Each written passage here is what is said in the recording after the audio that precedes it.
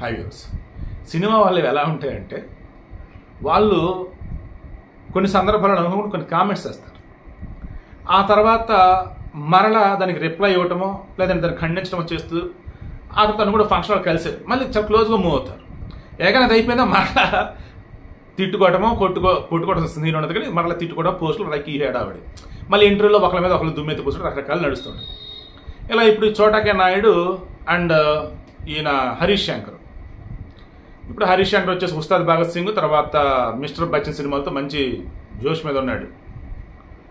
ఇప్పుడు ఇతను ఒక పోస్ట్ పెట్టాడు ఓపెన్గానే చోటా నాయుడికి సంబంధించేసి, అయిపోయింది అది అయిపోయింది, నీ వల్ల నేను ఇబ్బంది పడ్డా కానీ నేర్చుకున్నా, నీ అనుభవం వల్ల నేను చాలా నేర్చుకున్నా, అందుకు నువ్వంటే గౌరవం, ఇప్పుడు నువ్వు వదిలేయాలి.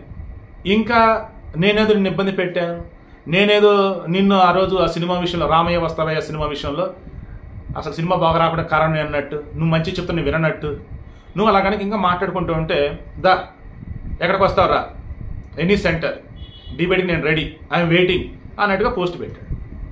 దెన్ అసలు ఏమైంది ఏంటి చోటా నాయుడు ఏం మాట్లాడు, రామయ్య వస్తావే సినిమా వచ్చి 10 సంవత్సరాల పైన అవుతుంది. అందులో ఆ సినిమా వచ్చేసి ఫ్లాప్. సినిమాకి మెయిన్ ఏంటి అన్నప్పుడు స్క్రిప్ట్ ఒకటి హరీష్ శంకర్ రెడీ చేసుకున్నాడు, దాని దగ్గర సినిమా నాకు ఎలా రావాలి ఏంటో చెప్పాడు యాజ్ ఏ సినిమాటోగ్రాఫర్ అంటే కెమెరామెన్గా. సో నేను దాని దగ్గర సీన్స్ తీయాలి. అయితే కొన్ని సీన్స్ మూమెంట్లో నాకు అనిపించింది ఈ స్క్రిప్ట్ ఇప్పుడు ఎలా కరెక్ట్ కాదు, అలా చేయొద్దు, ఇది చేద్దాం అలా చేద్దాం అని చెప్తే అస్సలు వినేవాడు కాదు, అసలు నేను చెప్పే పట్టించుకునేవాడు కాదు, ఓ రకంగా నన్ను విసిగించేవాడు. ఇది కరెక్ట్ కాదు ఇలా చేద్దామని చెప్తే వినేవాడు కాదు, ప్రతిసారి ఇదిగో ఇలా చేద్దాం నేను చేద్దాబోతున్నాడు మళ్ళీ అడ్డు వచ్చేవాడు, అలా చేయదు నువ్వు ఇలాగే చేయాలని అనేవాడు. దీనికి నాకు అనిపించేది సరే డైరెక్టర్ కదా, ఆయన స్క్రిప్ట్ వర్షన్ ఆయనకు ఉండేది, ఆయన క్లారిటీ ఆయనకు ఉండేది, సర్లే నాకు ఇది ఇష్టం లేదు ఇంక ఇది మా అంటే ఆ కోపం 1 నిమిషం 2 నిమిషాలు ఉండేది నాకు అంతే. ఆమెతో మరలేక డైరెక్టర్ చెప్పినట్టు చేద్దాం చెప్పి అలా చేసేవాడిని. కానీ అది ఏం చేద్దాం అవుట్పుట్ వచ్చేసి ఆయన అనుకున్న వర్షన్ కరెక్ట్గా లేనప్పుడు అవుట్పుట్ కూడా ఇంకా అలాగే ఉండేది కదా. సో అందుకే పోయిన సినిమా అన్నట్టుగా ఆ సినిమా కూడా కారణం అంతా హరీష్ శంకరే, నేను ఎన్నిసార్లు చెప్పినా ఆయన వినలేదు, నాకు అడుగుడు అడ్డు వచ్చేవాడు ఇబ్బంది కలిగించేవాడు అని చెప్పేసి ఆ చోటా నాయుడు చెప్పాడు.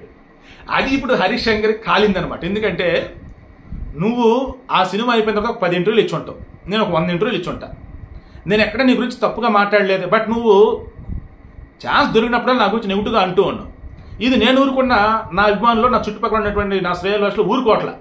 సో వాళ్ళ కోసం ఇప్పుడు నేను ఓపెన్గా చెప్తూ ఉన్నా, ఇక్కడితో వదిలేద్దామా వదిలే, లేదు రా కూర్చుందా, రామయ్య వస్తావే సినిమాలో నేను చేసిన తప్పేంటి నువ్వు చేసిన తప్పేంటి, ఎవరికి ఇబ్బంది కలిగించారో మాట్లాడుకుందామని చెప్పేసి పోస్ట్ పెట్టాడు. సో ఈ వీడియోకి ఇంటెన్షన్ ఏంటంటే ఒకటి ఎప్పుడుదో గతం అయిపోయింది, ఇప్పుడు ఎవరు మనం చూసేసుకుంటున్నాం, ఓకే కూల్, వీలైతే దాని నుంచి నేర్చుకోగలిగితే నేర్చుకోండి, లేదు వాళ్ళకి దూరం ఉండాలంటే దూరం ఉండండి, అయిపోయింది. ఇప్పుడు దానివల్ల ఉపయోగం ఏంటి, ఏం లేదు కదా. సో మీరు కూడా గతం దానిని వర్తమానంలో తీసుకొచ్చి భవిష్యత్తులో ఇబ్బంది కలిగించేలాగా హ్యూమన్ రిలేషన్ చెడగొట్టుకునేలాగా దయచేసి ఉండకండి.